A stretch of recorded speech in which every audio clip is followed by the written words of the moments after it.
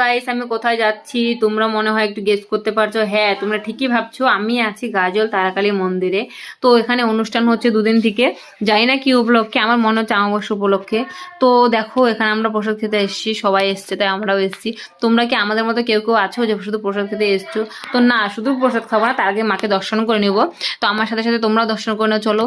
তো দেখো, আমার মতো কি কি পাগল আসো কও যে দেখো, কোনো মন্দিরে গেলে না জুতোটা ভালো করে রাখতে হয়, কারণ মন্দিরের প্রসাদ খাওয়ার থেকে কিন্তু জুতা চোর বেশি থাকে। তো ফটাফট আমরা সবাই মিলে উঠে গেলাম মন্দিরে, আগে মাকে প্রণাম করে নিই। আর অন্য দিন কিন্তু মন্দির খোলাও থাকে না, আর মেলার সময় খোলা থাকলে ওঠার কোনো মানে মন্দিরে উঠার কোনো মানে পারমিশন থাকে না। তো আমরা ঝটপট করে চলে গেলাম মন্দিরে, এবার প্রণাম করে নিব, তারপরে তোমাদেরকে দর্শন করাবো। আমি ফার্স্ট টাইম আজকে, এতদিন থেকে গাজলে আছি, আমি ফার্স্ট টাইম আজকে মাকে দর্শন করব, কারণ কখনো করতে পারি না, ভাগ্য হয়ে ওঠে না।